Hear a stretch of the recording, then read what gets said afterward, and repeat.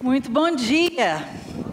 Graça e paz de Jesus sobre a sua vida, sobre a sua família. Amém. Amém. Que bom que você está aqui comigo hoje, hein, querido? É bom que fica os dois tremendo, né? Ainda bem, né? Porque eu confesso que estou aqui tremendo mesmo, diante dessa tamanha responsabilidade, mas também desse tamanho privilégio, falar daquilo que Deus tem nos permitido viver. Não pela nossa capacidade, de maneira alguma, nem pelo nosso mérito, nem pelo nosso esforço, de forma alguma, mas tão somente pela graça, Amém. pelo favor imerecido de Deus. Então, quando a gente reconhece isso, a gente dá a Ele toda a honra, toda a glória, todo o louvor e toda a nossa gratidão. E a nossa história, né? Nossa história começou aqui nessa igreja. Nós nos conhecemos aqui nessa igreja há 38 anos atrás. E este ano, em dezembro, nós vamos completar 36 anos de casados. 36 anos, é isso mesmo, para a glória do nosso Senhor. E nesse altar aqui, não era nesse prédio, era no outro, né, ainda, mas nesse altar nós assumimos diante de Deus e um com o outro uma aliança. Nós fizemos votos, nós prometemos diante de Deus que nós viveríamos casados para sempre. E por causa disso, nós temos nos aturado dia a dia, não é mesmo? Todos os dias. E por causa disso também, nós temos investido na nossa família. Nós temos investido no nosso casamento, já que não é algo que nós encontramos pronto. Casamento não é algo que a gente encontra ali diante do altar quando a gente toma aquela decisão e que a gente assume aquela aliança. Ali, como disse mesmo o pastor Estevão, é apenas o primeiro passo. Aliás, pastor Nelson Júnior, ele diz que o casamento é um evento, né? É um evento, é uma cerimônia, mas que o casar é um evento, mas o casamento é algo que a gente vai construindo ao longo da vida. Então, há 36 anos, nós temos vivido essa aventura juntos. E por causa disso, Deus tem nos abençoado. Deus nos abençoou com filhos. Temos 2 filhos, um filho, uma filha, lindos, maravilhosos, servos do Senhor. O filho está aqui, né, nesta manhã. Olha lá, que coisa mais linda. Junto com eles, nós também ganhamos uma nora tão linda, tão especial. Ganhamos também um genro. Minha filha hoje está em casa, não está aqui, certamente está nos assistindo pela internet, porque ela está cuidando do bebezinho, nosso segundo neto, que nasceu há 20 dias atrás, 25 dias atrás. Então temos 2 netos também. Presente, alegria, coroa da nossa vida. Temos também minha mãe, que está aqui conosco, vive do nosso lado durante tanto tempo, desde que meu pai faleceu, que é uma bênção na nossa vida, nos ajuda tanto a cumprir o ministério que Deus tem confiado a nós. Sempre que eu falo de família, eu me emociono. Não tem como não emocionar, porque é um projeto de Deus. É um projeto de Deus, algo que Deus sonhou, algo que Deus idealizou. E quantas vezes, quantas pessoas querem fazer de tudo para destruir esse bem tão precioso. Mas hoje, nesta manhã, nós estamos aqui para levantar uma bandeira, para declarar que nós amamos a família, que nós cremos que se conosco Deus tem sido tão gracioso, Ele pode ser com você também. E Ele quer ser com você. Talvez você possa pensar, mas a sua família é uma família perfeita. Claro que não, claro que não. Somos pessoas comuns, cheias de defeitos, cheias de falhas, cheias de erro. Mas uma coisa é certa, nós decidimos, em primeiro lugar, aqui nesta igreja também, nós entregamos nossas vidas para Jesus.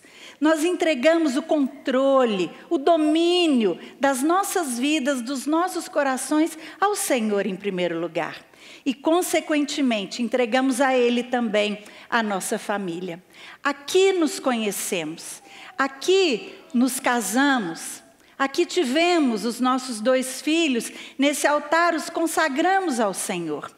Consequentemente, eles também, pela graça de Deus, aqui, nesta igreja, encontraram esposo e esposa. Nesse altar também se casaram. Tudo isso pela bênção de Deus. Amém. E neste altar temos tido também o privilégio de consagrar os nossos netos também ao Senhor. Então, queridos, para nós, com muito temor no coração, mas também com muita gratidão a Deus, nós amamos a nossa família, mas nós amamos também a Central. Nós amamos ser Central. E isso nós queríamos que você também tivesse esse amor. O amor de Deus, que realmente é o elo perfeito.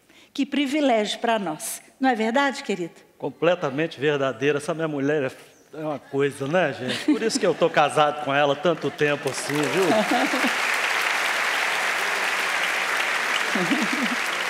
Se eu fosse solteiro, eu casava com ela de novo. No duro, viu? Então, nós estamos aqui hoje para falar um pouco nesse congresso, nessa conferência maravilhosa que Deus já tem nos falado, nos abençoado. Falar sobre investir em família. O tema nosso é invista em sua família. Família que nós falamos tanto, ensinamos tanto, que é uma ideia de Deus. Foi Deus que criou a família. Deus que formou e sonhou com a família.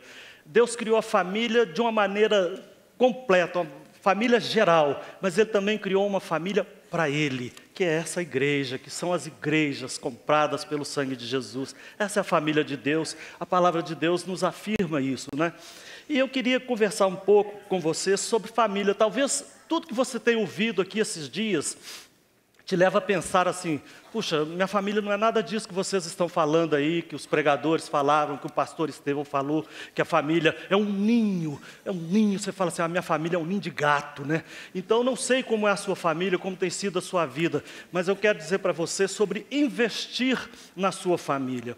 E para que você não desista da sua família, para que você não se desanime, para que você saiba que Deus tem algo para fazer na sua família, eu queria dar uma viajada pela palavra de Deus com você sobre as famílias daquelas pessoas icônicas da Bíblia, Aquelas pessoas que nós admiramos tanto a história deles. E começamos lá em Adão.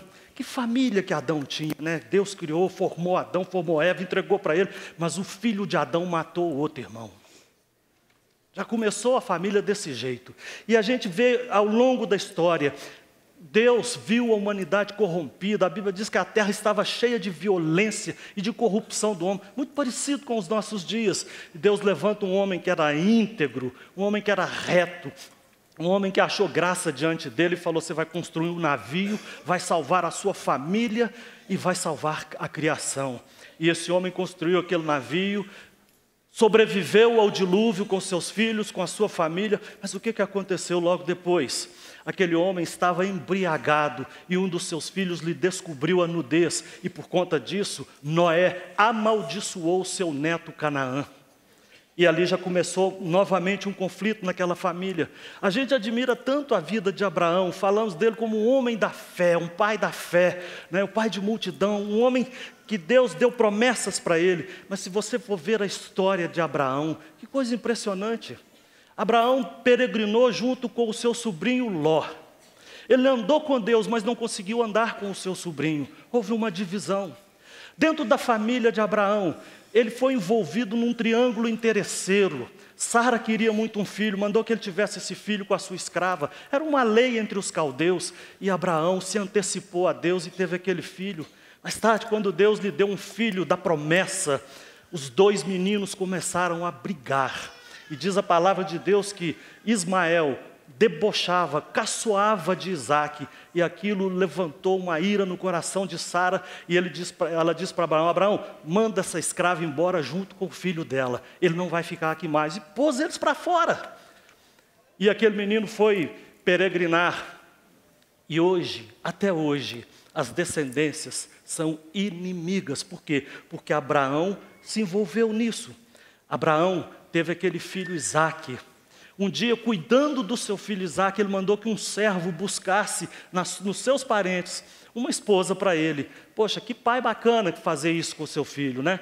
Falou: meu filho não vai se casar com as pessoas dessa terra, dos cananeus, pagãos, pessoas idólatras, pessoas más. E ele foi buscar. E foi buscar Rebeca entre os seus parentes. Rebeca morava numa família que seu pai era Betuel, mas quem mandava e decidia sobre o futuro dela era o seu irmão Labão. Imagina! E ela vai com Isaac, casa-se com ele. Depois que ela se casa com Isaac, ela tem os seus filhos. E quais são os seus filhos? Esaú e Jacó. E aqueles meninos cresceram num ambiente dividido, de famílias onde existiam preferências. Isaac gostava, amava Esaú. Esaú era aquele tipo truculento, machão, caçador, né? Mas Rebeca gostava de quem? Do Jacó, que era pacato, pacífico, ficava ali na beira do fogão com ela. Sabe, aquele ambiente de escolha entre filhos, preferências entre filhos. E isso fez com que aqueles meninos se tornassem inimigos, porque Jacó era um sujeito mau caráter demais da conta. E ele ludibriou o seu irmão, e o seu irmão falou: o dia que meu pai morrer, eu vou matar você. E por conta disso, ele teve que fugir de casa, foi embora para a terra dos seus parentes, foi viver lá com aquele Labão, um homem sem escrúpulos, um homem mau, em que suas filhas falavam: nosso pai nos trata como escravo, ele nos vendeu, ele nos lesou. E foi nessa família que Jacó foi casar. E ele se casa, e ali ele é enganado, e ele tem 2 esposas. E as suas esposas, Raquel e Lia. O que aconteceu? Jacó amava a Raquel. Ele tinha um amor profundo por ela. Mas ele tinha o pior dos sentimentos por Lia, a sua outra esposa. Ele desprezava Lia. Se você quer ver o que é a dor de uma mulher, leia os nomes dos filhos de Lia. Vá na Bíblia, pesquise os nomes, para você saber o tanto que aquela mulher sofreu. Os filhos dela são expressão de sofrimento. E ali, aqueles meninos cresceram também, reproduzindo a família de Isaac, com preferências. E a gente vê os filhos de Raquel, quando José tem aqueles sonhos e conta, os seus irmãos, os filhos da desprezada, o odiaram, a ponto de vendê-lo como escravo por uma caravana medianita. E essa é uma família que a Bíblia diz assim: eu sou o Deus de Abraão, que viveu desse jeito. Eu sou o Deus de Isaac, que viveu desse jeito. Eu sou o Deus de Jacó. Meu Deus do céu, isso é família? A Bíblia, eu acho interessante, porque ela não trata nada com aquele ideia glamurosa, poética, não. Ela conta a verdade nua e crua do que significava aqueles conflitos que eles viviam nas suas famílias. Se você der um salto na história, você vai encontrar o profeta Samuel, um dos maiores profetas da Bíblia, um juiz do povo de Israel. Ele repreendeu os filhos de sacerdote ali porque eram homens maus, mas ele não ganhou os seus próprios filhos para Deus, e por causa disso, porque os seus filhos eram devassos e corruptos, o povo exigiu que ele mudasse aquele governo do povo, que era um governo teocêntrico. Deus é que reinava sobre eles, e o povo falou: não, nós queremos um rei. E elegeram como rei Saul, por causa dos erros dos filhos na família do profeta Samuel. E Saul começou o seu reinado, e uma das primeiras coisas que Saul fez, sabe o que foi? Colocar a sua filha a prêmio para quem lhe conquistasse uma vitória militar.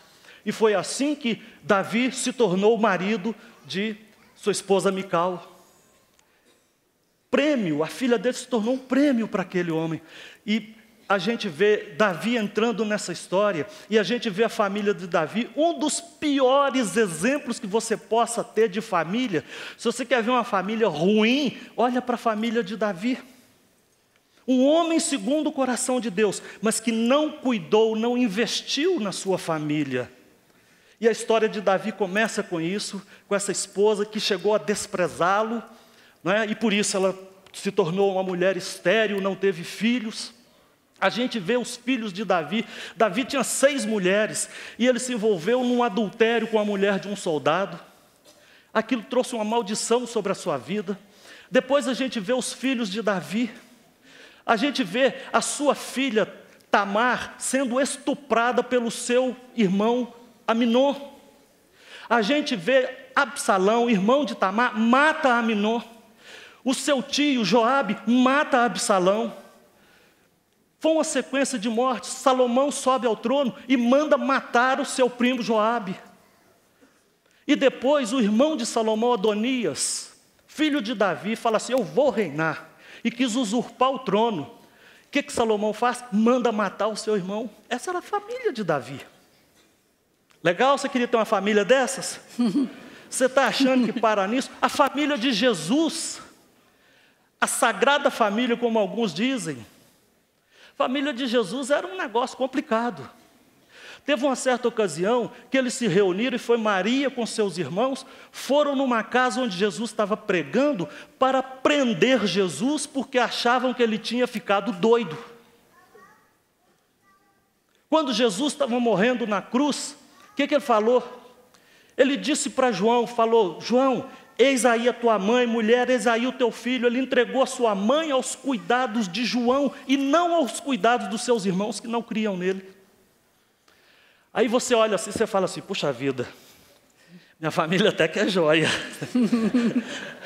em relação a isso que a Bíblia fala, mas a Bíblia conta essa história crua sobre as famílias de grandes personagens da Bíblia. De homens que andaram com Deus, mas não investiram na sua família. Aí eu digo para você, família é uma ideia de Deus. Foi Deus que bolou a família, foi Deus que criou a família. E Paulo usa para se referir a nós uma metáfora, dizendo que nós somos a família de Deus, a igreja é a família de Deus. E ele fala que isso é um privilégio. Mas Deus, para criar uma família para si, já que a família natural fracassou, o que Deus fez? Deus criou para ele uma família transformada, uma família para andar com ele. E para que ele tivesse uma família, primeiro, Deus teve que mudar a nossa situação. Deus teve que mudar a nossa situação. A Bíblia diz que sem Jesus, nós éramos filhos da desobediência. Nós éramos filhos da desobediência. Nós andávamos conduzidos por um espírito maligno, quer você creia ou não. Quem não tem Jesus é dirigido por ele. A Bíblia diz que nós éramos, por natureza, filhos da ira. Filhos da ira. E nós fomos transformados nisto. E Jesus falou sobre aquelas pessoas que estavam lá na época, opondo-se a ele: vocês têm por pai o diabo.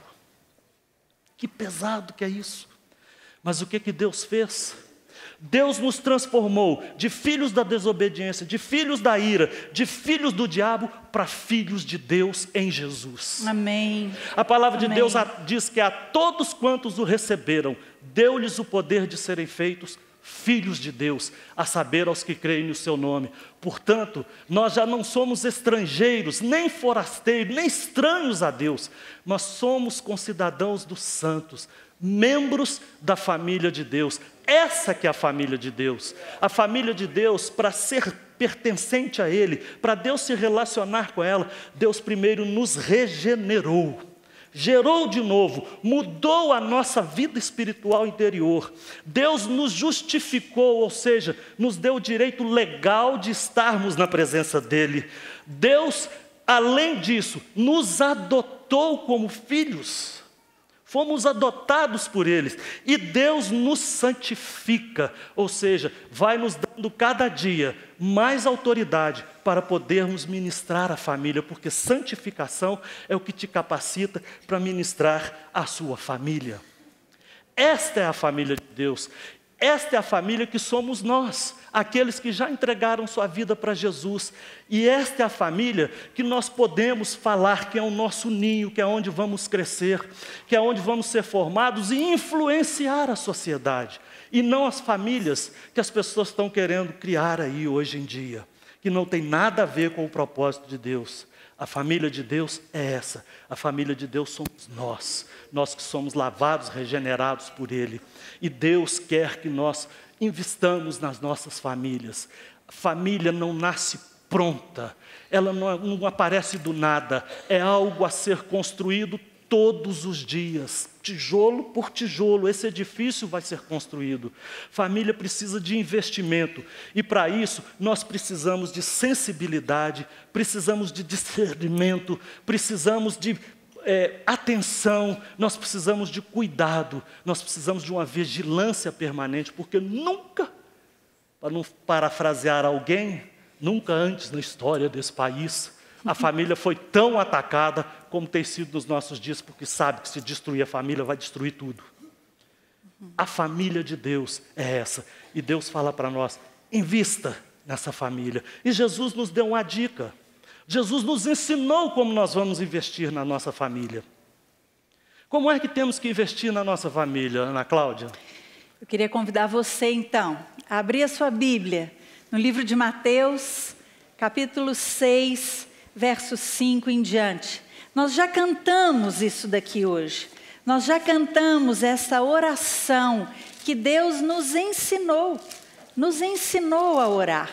Eu queria então que você, com sua Bíblia aberta, acompanhasse comigo a leitura a partir do verso 6, que diz assim: mas quando você orar, vá para seu quarto, feche a porta e ore a seu pai que está em secreto. Então, seu pai que vem em secreto o recompensará. E quando orarem, não fiquem sempre repetindo a mesma coisa, como fazem os pagãos. Eles pensam que por muito falarem serão ouvidos. Não sejam iguais a eles, porque o seu pai sabe do que vocês precisam, antes mesmo de o pedirem. Vocês então orem assim: Pai nosso que estás nos céus, santificado seja o teu nome, venha o teu reino, seja feita a tua vontade, assim na terra como no céu. Dá-nos hoje o nosso pão de cada dia, perdoa as nossas dívidas, assim como perdoamos aos nossos devedores. E não nos deixes cair em tentação, mas livra-nos do mal, porque teu é o reino, o poder e a glória para sempre. Amém. Pois se perdoarem as ofensas uns dos outros, o Pai Celestial também lhes perdoará. Palavra de Deus, uma oração que o Senhor nos ensinou. Não ficar repetindo sem saber o que quer dizer, mera repetição, mas dentro deste texto da palavra de Deus, nós podemos encontrar aqui instruções preciosas para vivermos como família. Para vivermos como família de Deus e também família na nossa casa, nessa terra que Deus nos constituiu. Primeiro, no verso 6, a gente pode ver, né? No verso 6 está aí, você pode ver. Mas quando você orar, vá para o seu quarto, feche a porta e o seu pai, que te vê em secreto, o recompensará. O que é isso? Intimidade. Deus quer de nós intimidade através da oração. Ao orarmos, não é para que outros vejam, não é, eu não sei orar, eu não sei falar. Não, entre no seu quarto. Quarto é o lugar de maior intimidade de uma pessoa. É lá que a gente se desnuda, é lá que a gente é realmente quem a gente é. E a mesma coisa Deus quer para nós dentro da nossa família. Família é lugar de intimidade. Intimidade emocional, intimidade espiritual, intimidade física, é na família o local também.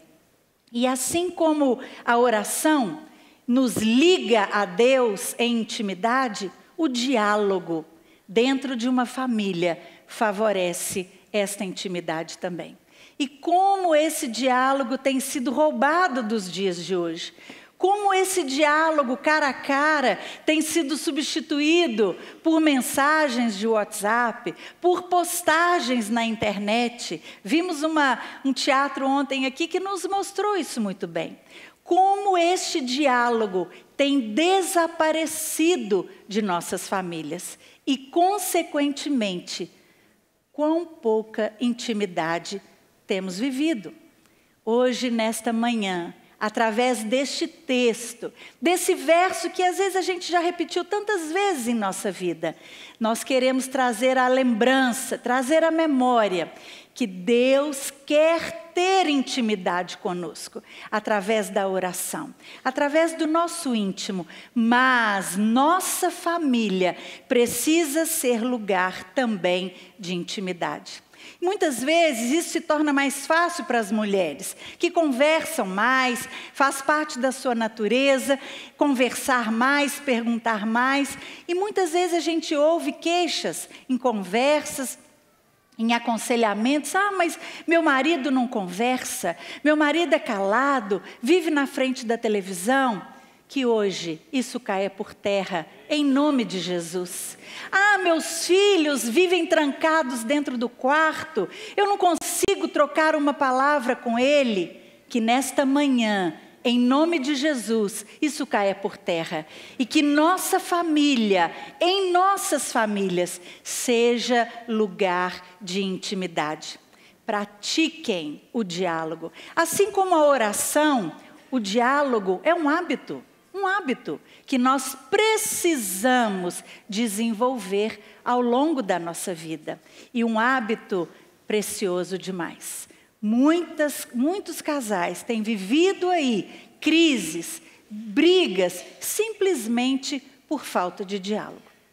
Que hoje você saia daqui com a disposição de favorecer o diálogo dentro da sua família. Mas não paramos por aí. Outra questão importante está descrita ali no verso 8. Lê para nós, Flávio, por favor. Não sejam iguais a eles, porque o seu pai sabe do que vocês precisam, mesmo antes de o pedirem. Puxa vida, fique atento às necessidades. O Senhor nos conhece. Ele sabe do que a gente precisa, mesmo antes da gente pedir. Mesmo antes da gente pedir, Ele nos conhece. Ele sabe daquilo que precisamos. E você, tem conhecido sua família? Você está atento às necessidades dela? Seja do seu cônjuge. Você conhece, sabe o que ele precisa, o que ele merece? Ou você às vezes não é casado ainda, mas mora com seus pais. Você sabe as necessidades do seu pai e da sua mãe? Você sabe que eles precisam também de atenção, de carinho, de cuidado? E dos seus filhos então? Seus filhos pequenos? Você sabe que criança precisa de atenção? Precisa de tempo, de qualidade? Muito mais do que brinquedos caros, muito mais do que viagens internacionais, que podem acontecer, são muito boas, mas muito mais do que isso. Nossos filhos, principalmente pequenos, precisam da nossa presença, precisam do nosso colo, do nosso afago, do nosso olhar, olho no olho, precisam ser compreendidos. Nossos filhos adolescentes, então, precisam ter dentro de casa um espaço para eles abrirem o coração, para eles compartilharem suas dúvidas, seus medos, suas ansiedades, seus sentimentos, suas explosões hormonais, É ali, dentro de casa, nesse ambiente de confiança, de intimidade, que esses assuntos têm que ser conversados. É nesse ambiente que os nossos filhos têm que ter oportunidade de nos perguntarem e também de ouvirem um conselho. O Senhor nos conhece e nós devemos conhecer os nossos filhos. Será que vocês, pais, nós pais, temos o hábito de valorizar também os nossos filhos para que eles se sintam bem em casa, se sintam em nós, encontrem em nós o amparo, o conselho? Ou será que outras pessoas lá fora vão antecipar e vão procurá-los? Até mesmo o cônjuge. Você tem tido intimidade com ele a ponto de perceber se algo estranho está acontecendo? Nós desde pequenos, quando os nossos filhos ainda estavam em casa, nós sempre tivemos o hábito de olhar a mochila deles. Ai, que absurdo, que falta de privacidade. Falta de privacidade coisa nenhuma, a responsabilidade é nossa de cuidar daqueles filhos que Deus confiou a nós. Então, na nossa casa, sempre tivemos o hábito de ver, de saber com quem estavam, onde estavam. Flávio, quantas vezes saiu de casa à noite para buscar os meninos em um aniversário ou em uma festa, jamais deixando que eles andassem sozinhos ou que fossem dormir na casa de amigos que a gente nem conhecia.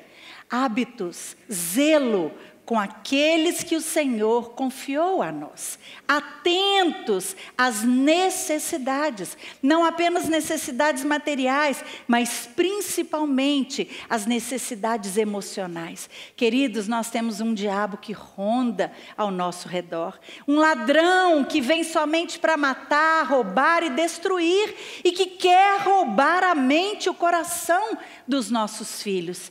Mas nós, como pais zelosos, conhecedores da palavra de Deus, não podemos deixar isso. Nós não tivemos filhos para povoar o inferno, não é verdade? Nossos filhos são embaixadores dos céus e o Senhor confiou a vida deles a nós, na certeza de que eles não são nossos para sempre. Olha lá que lindo, meu filho está lá, do lado da mulher dele, já tem a casa dele, vive a vida dele, mas certamente no seu coração, por nós foram incutidos valores, princípios da palavra de Deus. E isso dá trabalho? Ah, sem dúvida, claro que dá trabalho. Dá trabalho, gasta dinheiro, a gente fica cansado, e daí? E daí? Essa é a nossa missão. O Senhor entregou nas nossas mãos bens preciosos. Seja o nosso marido querido, sejam os nossos filhos, sejam também os nossos netos. Eu preciso saber as necessidades dele. Se você não souber a necessidade do seu filho, sabe quem ele vai procurar? Ele vai procurar um traficante. Ele vai procurar uma namorada, ele vai procurar um homossexual, ele vai procurar um colega de turma, o que vai iniciar ele na droga. Você tem que se antecipar a isso. Muitos pais têm tido surpresas, eu não sabia, eu não imaginava. Quando às vezes descobre, já é tarde demais, porque nunca atenderam às necessidades dos filhos. Não sabe o que ele fica fazendo no quarto com o celular na mão dele, que hoje tem sido um instrumento perverso para a destruição de famílias. Que nesta manhã você saia daqui também com os olhos bem abertos, ouvidos atentos para enxergar aquele que está do seu lado. E que na sua casa haja esta liberdade, haja esta situação de cuidado e de zelo. Mas vamos prosseguir aí no verso 9, que diz assim: Pai nosso que estás no céu. Pai nosso não é um pai de outro, não é um pai qualquer, é meu, é meu. Isso dá a ideia de pertencimento, isso dá a ideia de compromisso, cumplicidade, zelo. E isso nos faz também um grande desafio. de vivermos juntos. Família é lugar de se agregar. Família é lugar não de frequentar como igreja, mas é lugar de se pertencer.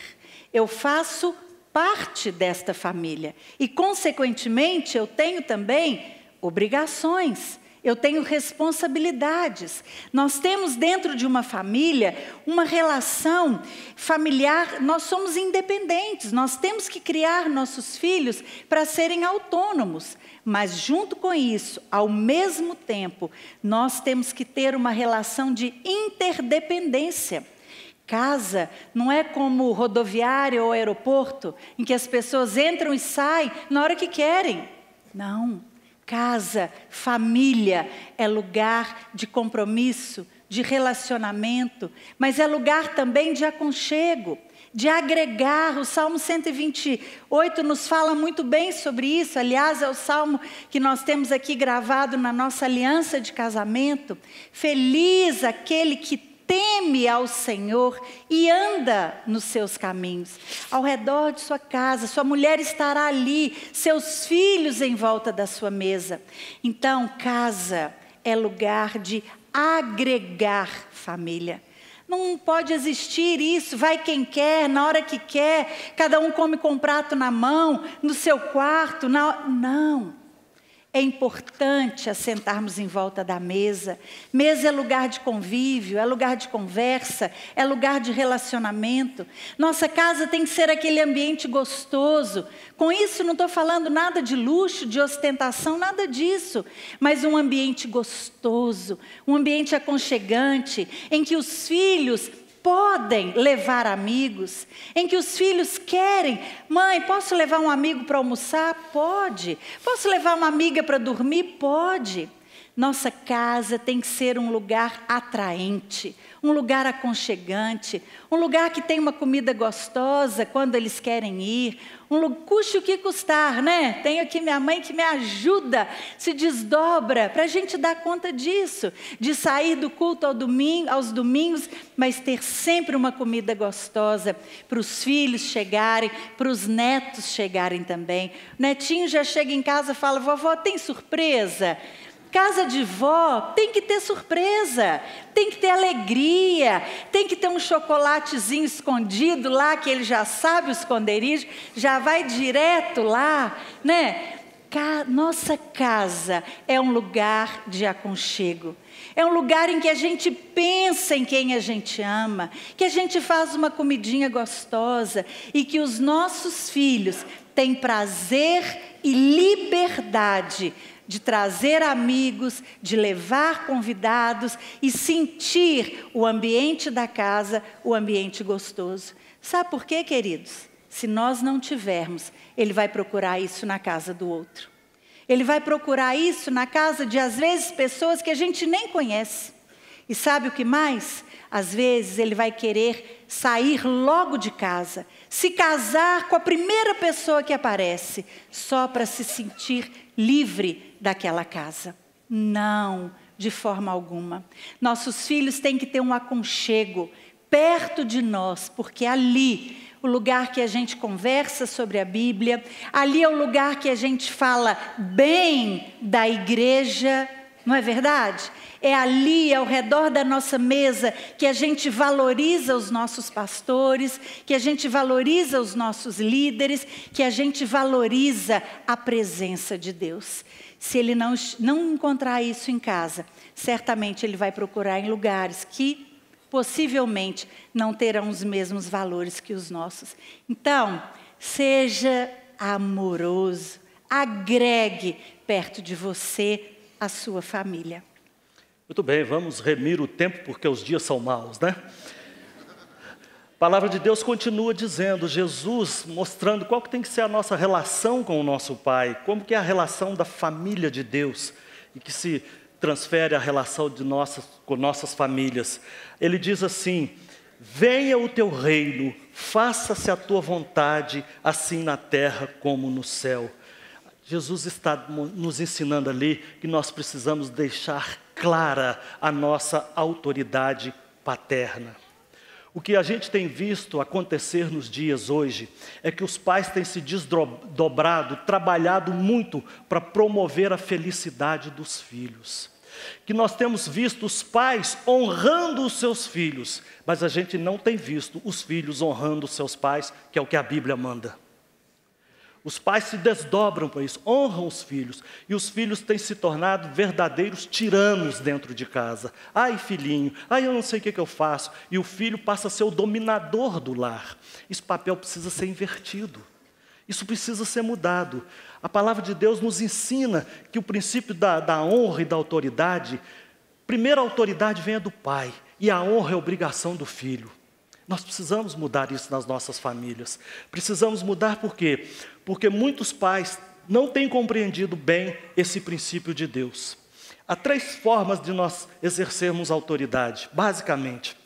Ou nós exercemos uma autoridade que seja permissiva. A igreja parece uma rodoviária. Todo mundo entra e sai, ninguém dá satisfação para ninguém. Os filhos fazem o que quer, os pais não estão sabendo disso. Quando eu citei aqui que Davi teve um filho assassinado pelo seu irmão, Adonias foi morto por Salomão porque tentou usurpar o reino, a palavra de Deus diz que Davi nunca o contrariou, dizendo: por que você age assim? Um pai que nunca confrontou o seu filho, as atitudes do seu filho. E o que aconteceu? Ele foi morto. Porque era um menino que foi criado sem limites, sem freio, porque o seu pai era um pai permissivo. Você tem que exercer a autoridade sobre seus filhos. Seus filhos precisam saber que quem manda na sua casa é você, papai, mamãe.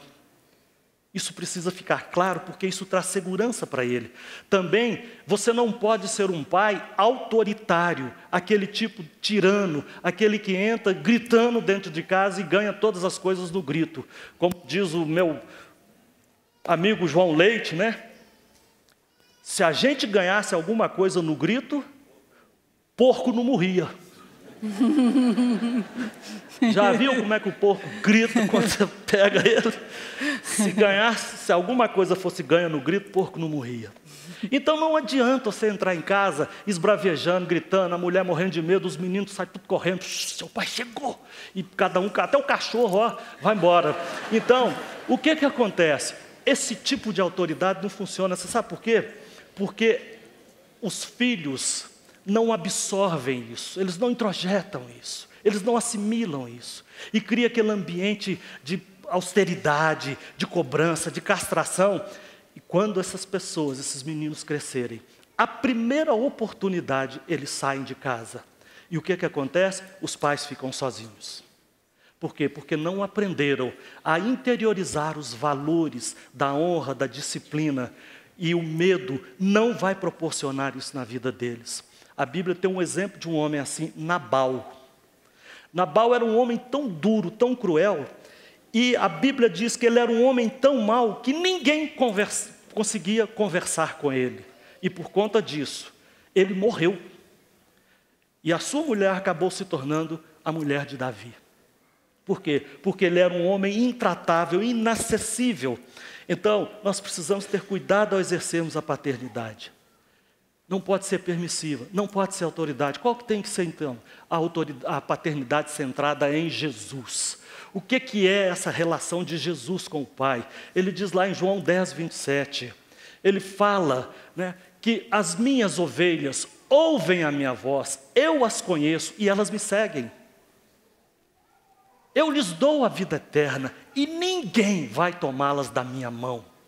E diz mais, aquilo que o meu Pai me deu é maior do que tudo. Essa é a autoridade, essa é a forma como Jesus se relacionava com o Pai e como que Ele quer que nas nossas famílias, de nascidos de novo, nós nos relacionemos.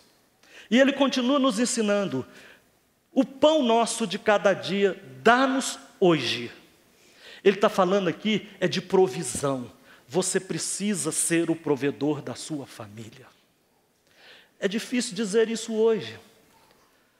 Mas quem tem a responsabilidade primária, prioritária de suprir a sua família é o homem, é o pai. O cara tem que ir à luta, ele tem que ir à caça, ele tem que botar o alimento dentro de casa, seja de que forma for, desde que não seja roubando. Mas ele tem que ir à luta, a responsabilidade é dele. Hoje nós estamos vivendo tempos difíceis, mulheres estão tendo que trabalhar, isso é uma opção dela, não é obrigação dela, não é responsabilidade dela. Ela pode até trabalhar fora. Nossa, tem mulheres tão extraordinárias, tão capazes, são tão capazes quanto os homens. Mas o homem tem que ser aquele que seja o provedor da sua casa. Pode ser que eventualmente aconteça o desemprego, aconteça essas coisas, mas você tem que ter sempre em mente essa responsabilidade minha e eu preciso ir à luta, eu não posso delegar isso. Enquanto a mulher está trabalhando, eu fico o dia inteiro lá na televisão ou no videogame, né? Aqueles homens de 40 anos vivendo como se fossem adolescentes. A responsabilidade é dele. Às vezes tem mulheres que estão vivendo, que são mulheres que não têm um marido dentro de casa, e elas estão provendo o lar. Mas o que Deus quer para as famílias saudáveis é que o marido assuma essa responsabilidade e desempenhe esse papel. Seja o provedor da sua casa. Estamos caminhando aí para terminar, né? Mas o verso 12 nos fala de um valor importantíssimo. Perdoa as nossas dívidas, assim como perdoamos aos nossos devedores. Nosso primeiro conhecimento, nossa primeira conscientização nesta manhã é que, em primeiro lugar, antes de falarmos de perdão, antes de falarmos em perdoar uns aos outros, nós precisamos ter uma convicção de que, em primeiro lugar, nós fomos perdoados pelo Senhor. Colossenses capítulo 2, verso 13 diz: Ele nos deu vida, perdoando todos os nossos pecados. Nós somos perdoados, resgatados por Jesus. E quando entendemos isso, nós temos que entender também o nosso dever de perdoarmos uns aos outros. Queridos, grandes brigas, divórcios, separações, não começam assim por um fato extraordinário, na maioria das vezes, é dia a dia. Coisas vão se acumulando e a falta de perdão vai sendo instalada. Que dificuldade em liberar perdão. Temos trabalhado aí com muitos casais em aconselhamentos, em retiros, e esta é a grande questão. A falta do perdão. Seja marido e mulher, seja relacionamento com filhos, seja relacionamento com pais, seja até mesmo no âmbito profissional de trabalho, a falta de perdão. E isso prende as pessoas. Isso não permite que as pessoas avancem. Mas este ato não é também um ato, hoje eu vou perdoar, é um ato contínuo, 70 vezes 7, todos os dias, para que uma família viva, agregada aos pés do Senhor. O perdão tem que ser um hábito. Amém. E ele termina esta oração dizendo: e não nos deixes cair em tentação, mas livra-nos do mal, pois teu é o reino, o poder e a glória para sempre. Amém. Qual que é a relação nossa com o Pai? E qual que deve ser a nossa relação familiar? Pais, protejam a sua família. Amém. Protejam a sua família. Estejam sempre atentos em tudo isso que nós falamos. A família hoje precisa de proteção, porque temos ataques de todos os lados. Mulheres, peçam também a Deus sabedoria, porque a palavra de Deus diz que a mulher sábia edifica a sua casa. Então, nós mulheres temos uma grande responsabilidade, não de assumirmos esse papel, mas de auxiliarmos nosso marido, nosso esposo, na construção dessa família. Você pode estar pensando, mas eu sou sozinha, eu crio minha família sozinha. Essa responsabilidade é sua. E sobre a sua vida vem de Deus uma capacitação especial. Deus não permite que você viva nada além das suas forças. Então, se você, mulher, hoje vive nessa situação de educar os seus filhos, de criar a sua família sozinha, sobre a sua vida, nesta manhã, virá também um renovo do Senhor, uma capacitação do Senhor, para que você edifique sua casa sobre a rocha que é Cristo. A proteção que a Bíblia fala que a gente tem que ter sobre a nossa família, ela é uma proteção, primeiramente física. O Salmo 127 fala sobre isso. Ele diz: feliz o homem que enche deles, de filhos, a sua aljava. Ele não será envergonhado quando pleitear com os inimigos à porta. Ter muitos filhos naquela época era um sinal de proteção. Era uma equipe da família que defendia a família na força da espada, do arco, da flecha. E os homens tinham filhos porque aqueles filhos garantiam uma proteção para a família. Hoje não é assim. Hoje nós temos que proteger a nossa família de tanta violência que existe aí. E todas as estratégias que Deus nos tem dado para proteção, nós não podemos estar alheios a isso. Nós temos que garantir para a nossa família, obedecendo esses princípios de Deus, a proteção emocional. Proteção emocional. Não somente dos filhos, mas proteção emocional do cônjuge. Porque o cônjuge, ele está exposto a essas mesmas coisas que os filhos estão expostos. E nós precisamos garantir a proteção emocional deles, do mesmo jeito que Sara protegeu emocionalmente ao seu filho Isaque, quando ele mandou que aquela escrava se retirasse junto com o seu filho que o afrontava. Nós vimos essa semana, aqui no Brasil, um rapaz que pegou uma arma e saiu atirando nos colegas na escola. E feriu 2 colegas. E ele já estava sendo treinado, isso junto com um amigo. Cadê os pais que não viram isso? Porque não atentaram para as necessidades dele. Qual que era a razão que ele fez esses atentados? Porque ele estava sendo caçoado na escola. Eles estavam fazendo bullying com ele. E ele fez o quê? Tomou uma arma e saiu atirando nos colegas. Aqui no Brasil, igual acontece sempre nos Estados Unidos. Por quê? Porque não teve a sua proteção emocional garantida pelos seus pais. E também a Bíblia fala, essa proteção ela precisa ser uma proteção espiritual. Pai, você é o sacerdote da família. Isso foi falado fartamente aqui. Deus vai requerer de nós esse sacerdócio. Se tem uma coisa na minha vida que eu tenho certeza, eu tenho 100% de vitória nela, isso se cumpre na minha casa. Você é o sacerdote da sua família, o responsável por criar calo no joelho, de dobrar e orar pelos seus filhos, pelo seu cônjuge, diariamente colocá-los diante de Deus, como uma proteção espiritual, assim como Jó fazia pelos seus filhos, que se reuniam, festejavam, e Jó fazia sacrifício, porque talvez eles tivessem pecado contra Deus.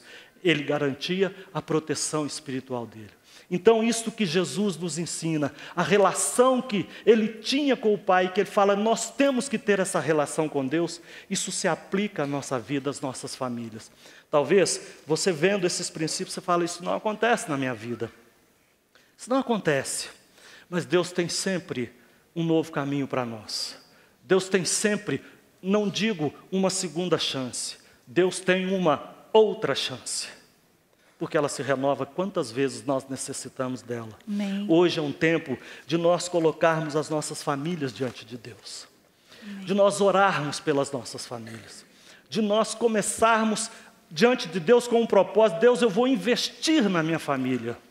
Vou investir para que ninguém arrebate a minha família da minha mão.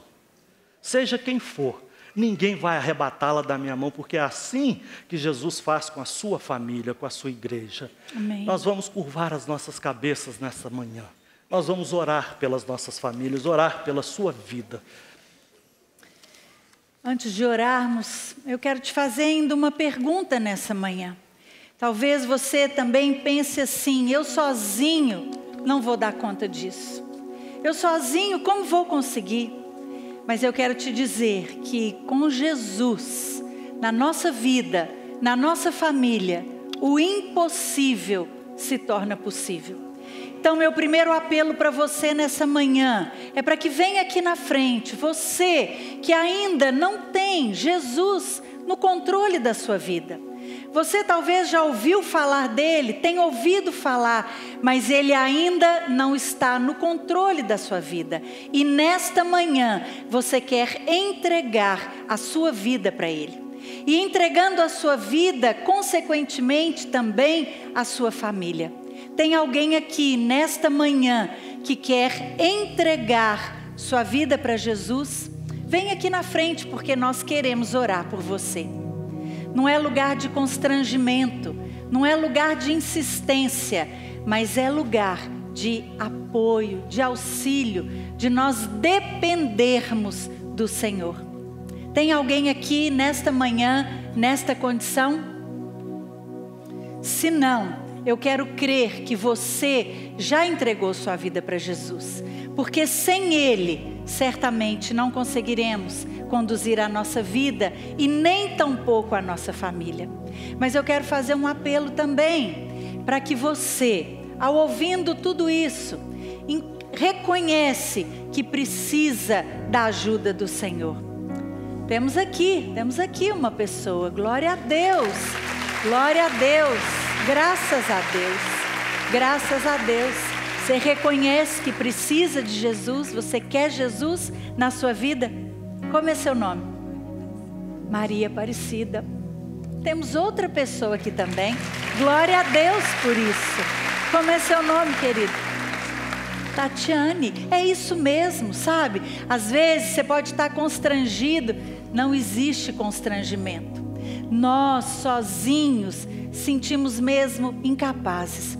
Mas o Senhor, nesta manhã, está aqui para capacitar a vida de vocês, para tomar o comando, para assumir o controle e para sustentar a vida de vocês.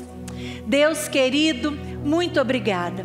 Muito obrigada, Deus, por essas vidas que nesta manhã se reconhecem necessitadas do Senhor. Ah, Deus, como somos, Pai, como somos. E elas estão aqui publicamente dizendo que querem entregar suas vidas a Ti. Por isso, Deus, eu te peço, recebas, meu Deus, com todo o Teu amor, com toda a Tua graça, escreva os seus nomes no livro da vida. E que elas sejam a cada manhã fortalecidas, guiadas, dirigidas pelo Senhor. Nós te agradecemos, meu Deus, por estas vidas, em nome de Jesus.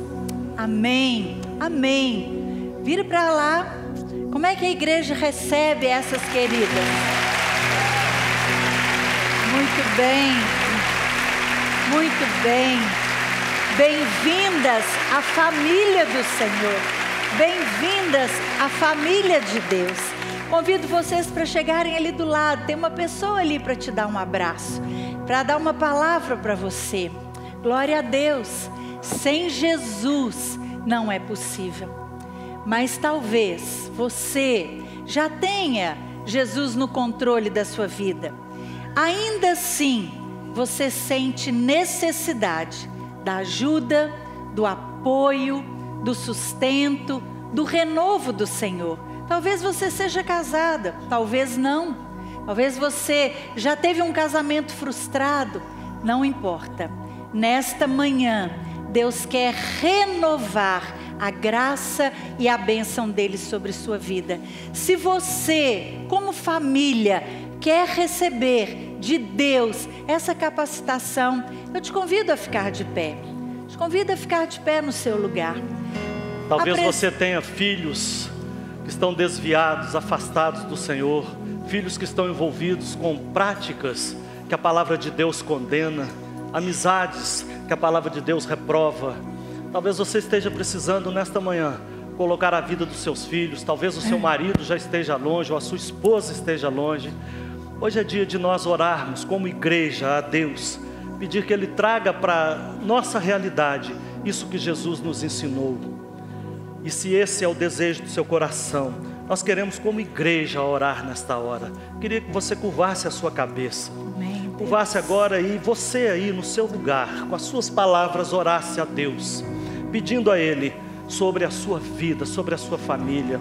Interceda pela sua esposa, pelo seu marido, interceda pelos seus filhos. Coloque-os diante de Deus agora como sacerdotes da sua família. Nada vai acontecer se Deus não agir. A nossa dependência é o Senhor. Feliz o homem que teme ao Senhor, que leva a Deus a sério e anda nos seus caminhos. É daí que vem a bênção de Deus sobre as nossas famílias. E hoje nós queremos que as nossas famílias sejam abençoadas. Sejam abençoadas. Ninguém as arrebatará da minha mão. Jesus é o leão da tribo de Judá. Jesus é aquele que defende as nossas famílias, aquele que guerreia as nossas guerras. Jesus é aquele que nos confere proteção. Jesus disse: as minhas ovelhas ouvem a minha voz, eu as conheço. Deus sabe o que está no seu coração. Deus quer que você o siga. E Ele diz que você é protegido por Ele. Ninguém vai arrebatar você da mão dEle. Nem forças, nem poderes, nem principados, nem potestades, nem leis, nem ideologias. Ninguém vai arrebatar a sua família das mãos de Deus. É nesse sentido que nós vamos orar agora ao Senhor. Pai, em nome de Jesus, nós invocamos o Deus da verdade, o Deus que peleja por nós. Nós invocamos o Jeová Nissi, aquele que é a nossa bandeira, aquele que arvora ao nosso favor a sua bandeira, aquele que peleja as nossas lutas. Nós invocamos o nome do Deus Altíssimo, nós invocamos o Senhor, o leão da tribo de Judá. Em nome de Jesus, Deus, nós entregamos as nossas famílias nas tuas mãos. Pedimos, Pai, a tua graça renovada nesta manhã, sobre cada família aqui, sobre cada casamento. Deus, em nome de Jesus, que o Senhor tire a frieza dos relacionamentos, a indiferença dos relacionamentos, o desprezo, Deus. Pai, que o Senhor converta o coração desses maridos às suas esposas, converta o coração dessas esposas aos seus maridos, converta o coração dos filhos aos seus pais, o coração de seus pais aos seus filhos.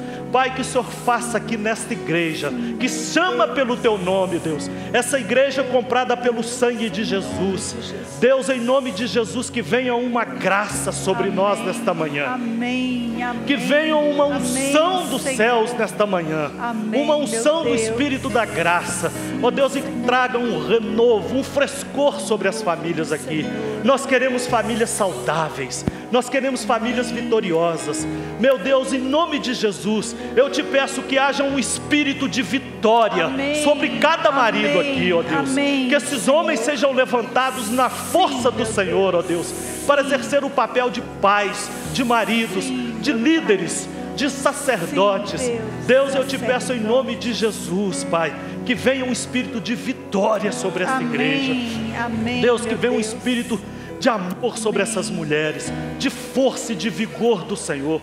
Que o Senhor renove essas mães aqui, ó Deus, que precisam tanto da tua graça e da tua ajuda. Ó Deus, que o Senhor derrame o amor do Senhor nesses corações que estão sedentos de amor. Pai, em nome de Jesus, eu te peço por esses filhos aqui, que sejam filhos tementes ao Senhor, filhos que vão honrar o Senhor, filhos, ó Deus, que vão ser bênção nessa igreja. Guarda a tua igreja, esta é a tua igreja, Deus, esta é a tua família, e nós abençoamos essa família, porque está escrito: aquilo que o Senhor abençoa, abençoado está para sempre. Seja abençoado de Deus nesta manhã, em nome do Senhor, no poder do Espírito Santo de Deus, na graça do Senhor, em nome de Jesus. Amém.